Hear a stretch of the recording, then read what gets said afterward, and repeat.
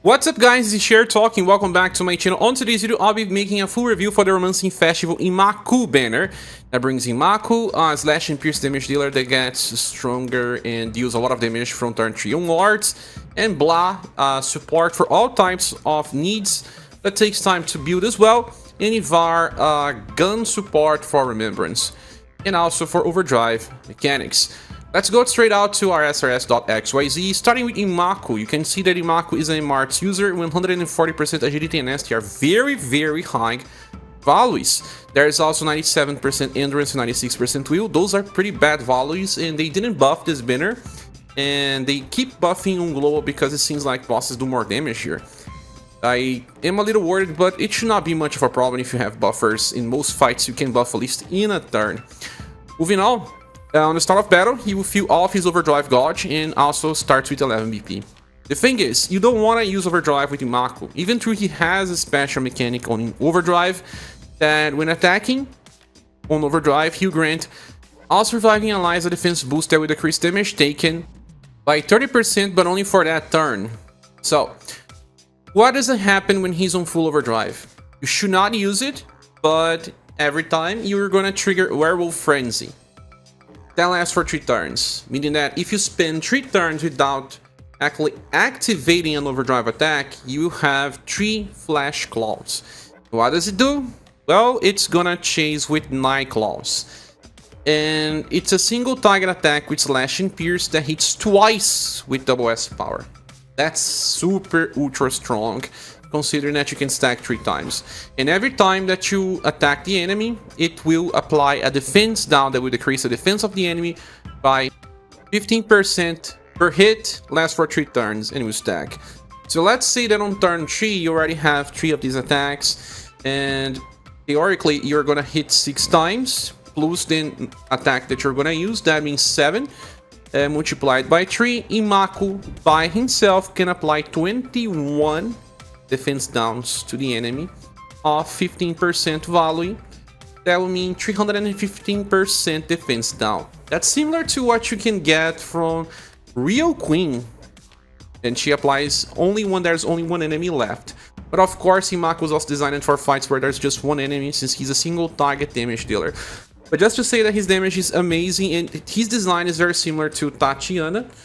They don't actually compete, because Tatiana deals blunt damage, something that he does not do, even though he's a martial artist. And Tatiana works the same. If she is on full overdrive, she gets weak stamp. That attacks 2 times with triple stamp. Triple stamp hits 3 times with D power, meaning that she can attack 12 times. His damage is much better than Tatiana, like double the damage of Tatiana, you can say. Or even higher, but he even makes all of your other damage dealers do more, so he's even better on that regard. US Tatiana does have some support effects, so there's that, but people still use the damage dealer version of Tatiana most of the time anyway. Okay, if your overdrive gauge is not full, he would then grant himself an enough turn OG gauge up of 25 points. That's really not good. So don't use overdrive, stay like this, keep using the 6 follow-up attacks. That's the best thing you can do.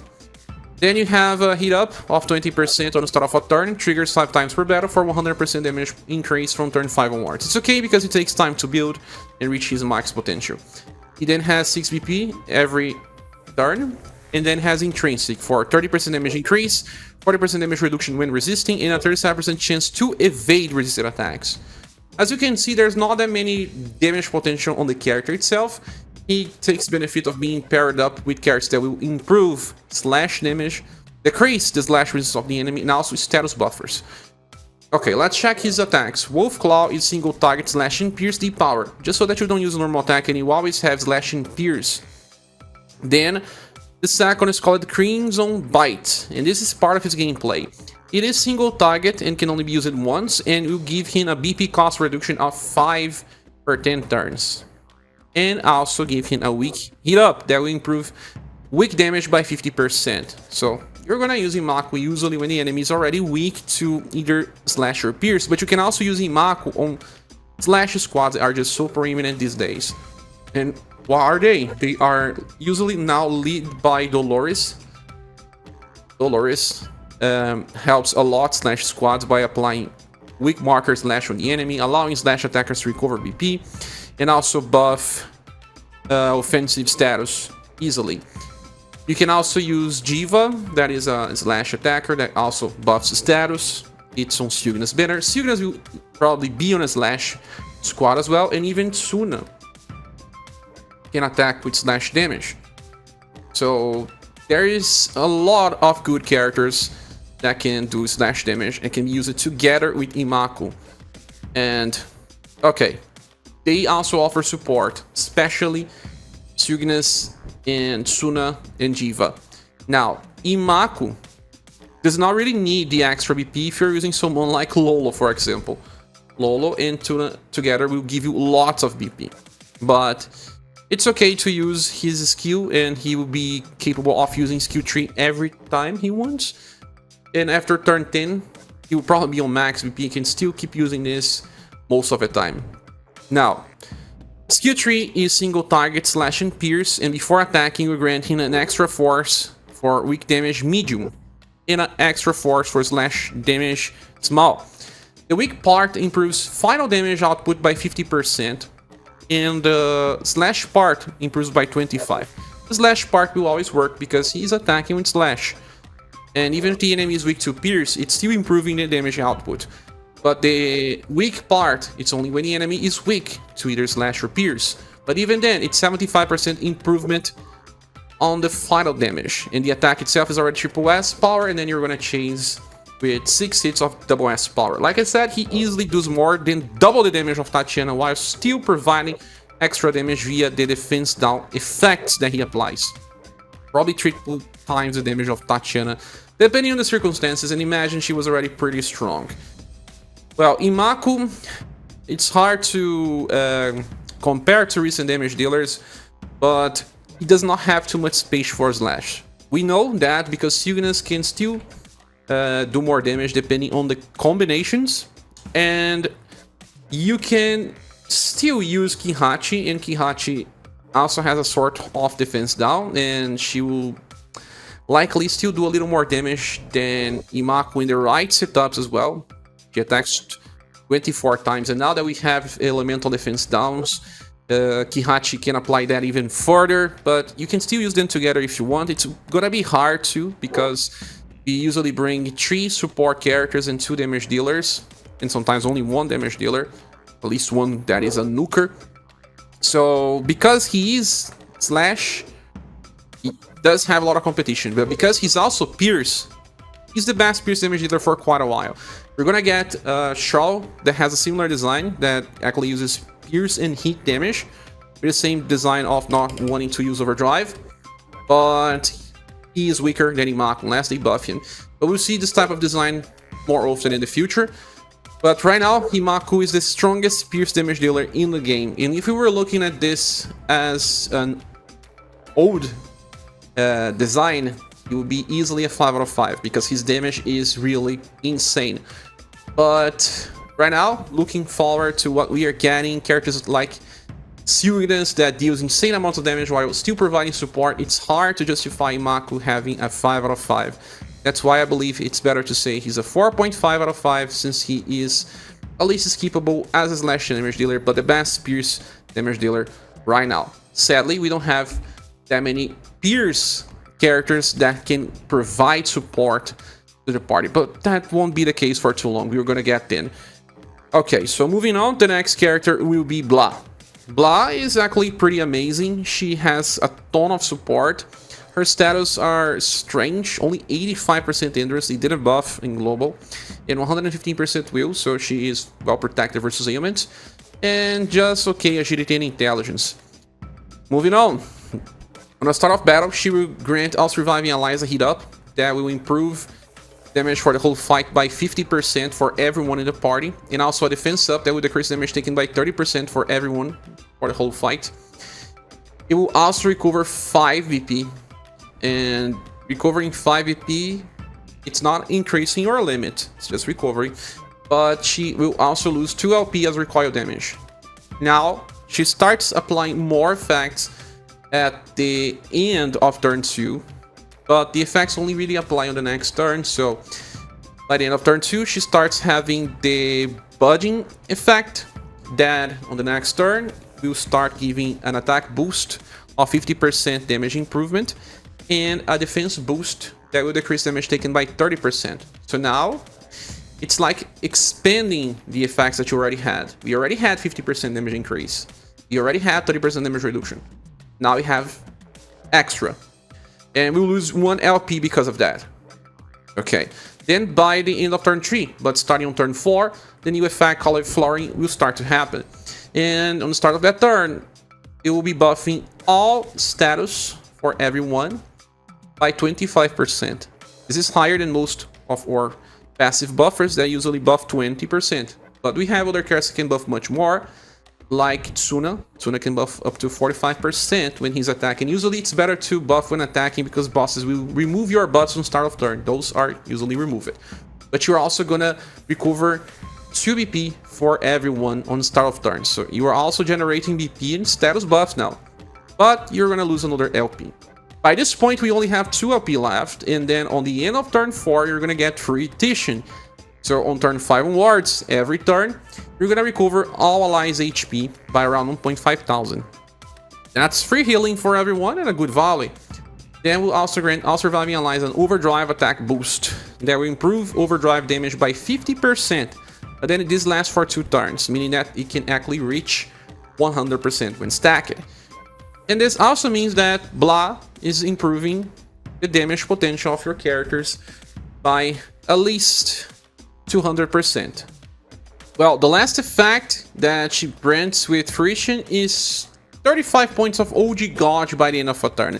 This one can be game-changing for some squads if they were missing on some OG Gauge points to reach overdrive. Just remember that overreaction formation can give you 15 points, and this one gives you 35. That means a total of 50.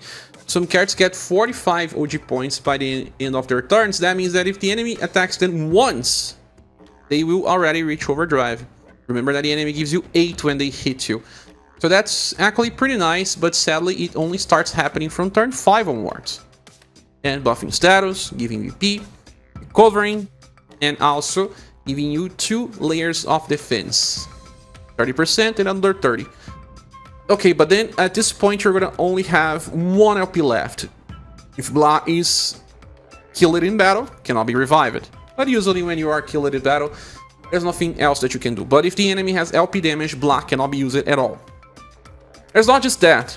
On the start of a turn, Blath gets 2 extra BP. So actually you have 5 and then 7 because of the flooring effect from turn 4 onwards. It also gonna cast a defense boost of 15% damage reduction every turn, and 3 stacks of 5% damage reduction for the whole fight. So what we have here is 2 stacks of 30, 1 stack of 15%, and 3 stacks of 5%. We also have Intrinsic that increases damage potential by 30% just to herself, reduces damage taken by 40% when resisting, and has a 37% chance to evade when resisting. Okay, so the character has 1 damage reduction passive to self, and all the other ones are shared. Blath does not do much damage. You should forget about damage, even if you are using a Blath with other characters that will decrease the defense of the enemy and all the other stuff. Blath is here just for support. Okay, moving on, skill number 1 is Healing Trigger. It's E-Power, single target and blunt, more like a normal attack that will be recovering HP for everyone by around 400. The second skill, Stun Spores. It's an AoE blunt attack that when the attack hits, there is a chance to decrease the enemy's will by 30%. That's why we have intelligence here being 106%. That's not that high, but using the Rear Guard Focus formation, you can use this to stun the road blockers, because you have, after the buffing, a chance to stun, and the chance is medium. So it should be enough. You can also bring other characters that can debuff will further, and then Blath will be easily used to stun. Now, the attack is not that strong, it's only meant for road blocker. Then we have Radiating Flower, that is now a single target blunt attack that will recover HP by around 2.5 thousand or so. We'll cast a defense boost that decreases damage taken by 25%, lasts for 2 turns in stack, but it's just yourself.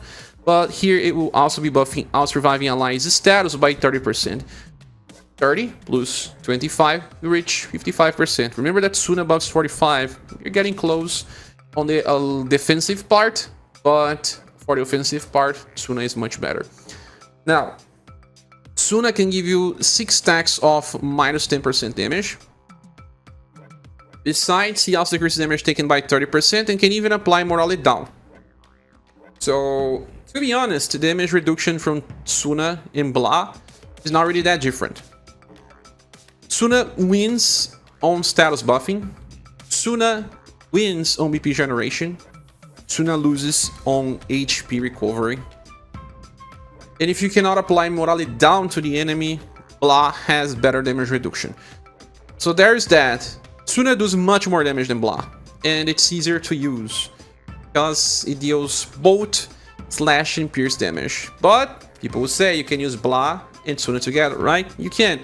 But then there's also Lolo, and Lolo gives better defense boost, better attack boost, inferior healing, does not buff status. But Lolo and Tsuna, they complement each other so well that you can still use Blath if you want. Sometimes you can even bring 3 supports, but it may be a little bit overkill. You'll be healing way too much, and you already have most of the other effects. Blath is nice, but takes time to build. When you bring Blath to a fight, you're going to take more damage on turn 1 than you will be getting if you were using Lolo. But Blath and Tsuna are built similarly so that they take time to actually be on full potential. But Blath case is even worse because you start getting the good stuff only by turn 3 onward. So turn 1 and 2 you can actually take too much damage and not survive. You can see that some of the recent fights have been a little too hard and where the enemies were doing way too much damage. Well, besides those characters that I mentioned, there's also Emiya. That is a very good type of defensive support. But for Blath, we should also compare to other gun specialists. Blath is also a competitor to Professor. And Professor can also give similar effects. But I would say the Professor can be even better sometimes. It depends. But overall, Blath is a little better.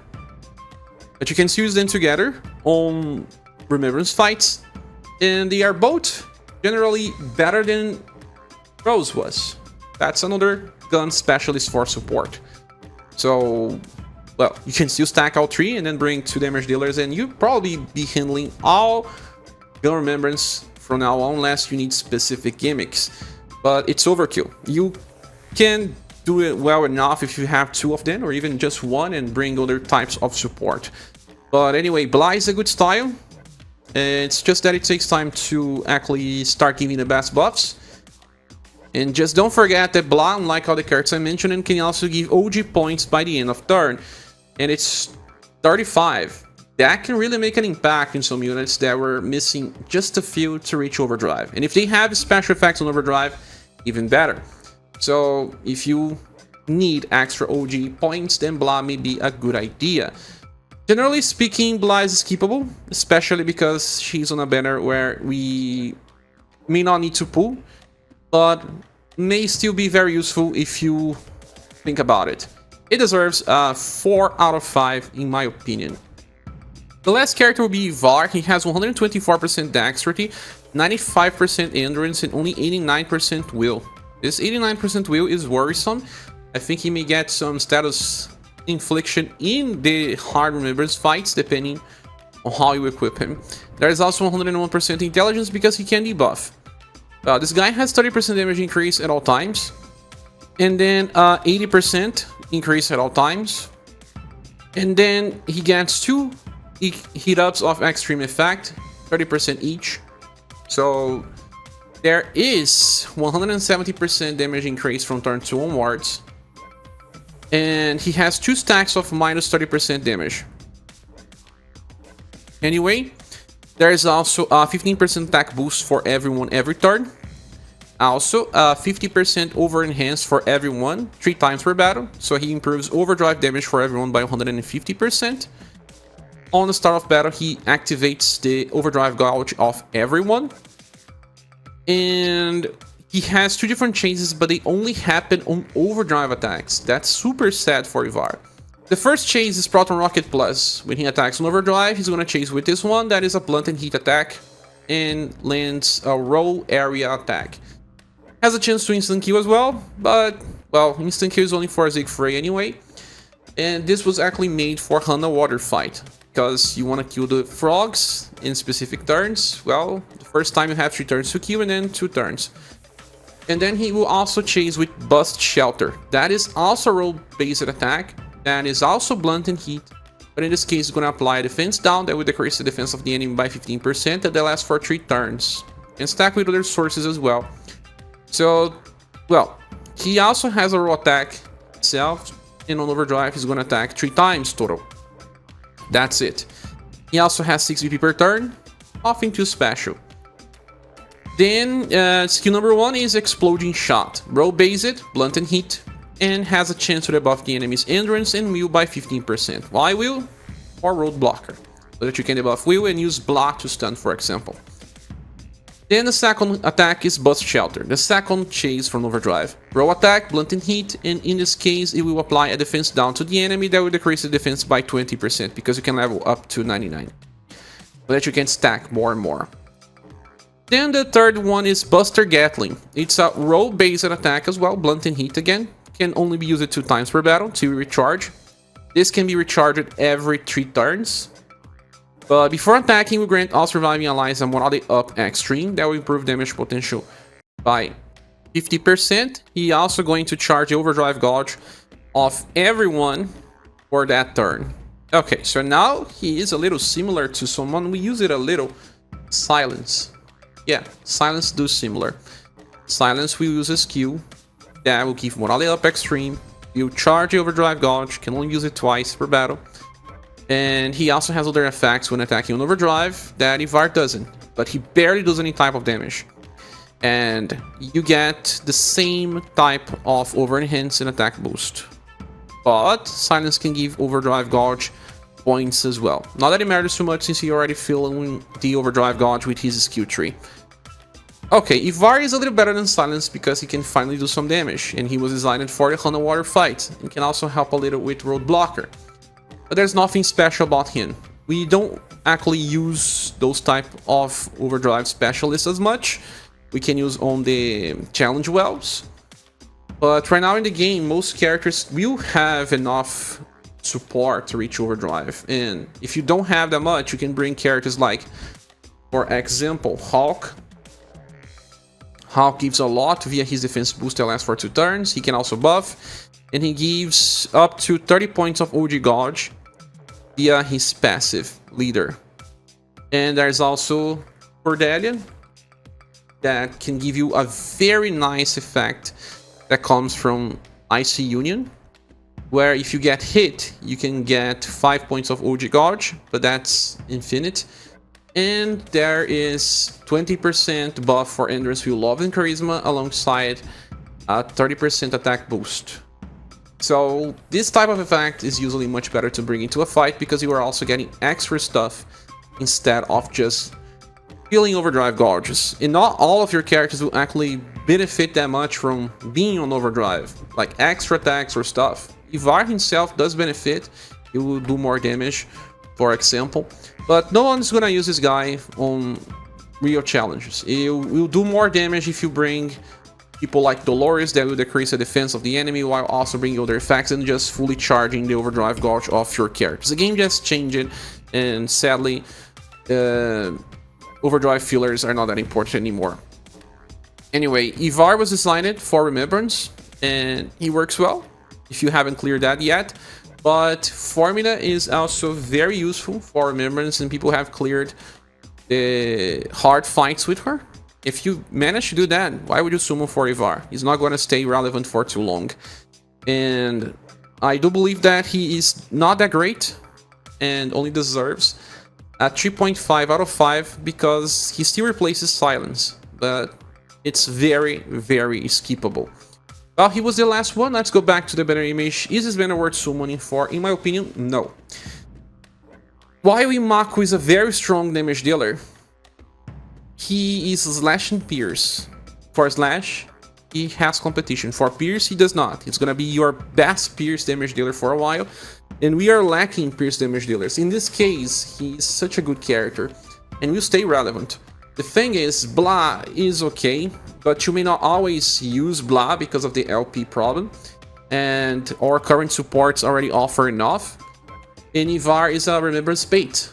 So summoning here will only be for Imakoo, and a 3-character banner, and one character is your main target, with the other ones being skippable, usually, reduces the banner value, in my opinion. And the other one, with Musashi, is a little better than this one. Well, some people can also say that by having 2 gunners on the same banner, this does have some increased quality for people that are having difficulty with gun remembrance, but I don't think that is all that important for most players, and that's why I believe this banner only deserves a silver award. But not to say much.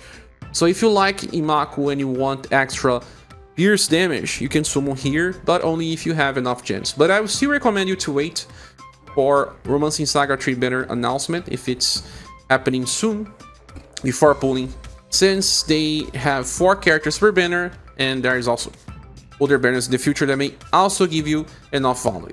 Anyway, I did not pull here, I will wait, and that's only my opinion. What is yours? Say here in the comment section. Thank you so much for watching. Please subscribe if you haven't, and if you want to support the channel, there are links on the description. I hope to see you soon on the next one.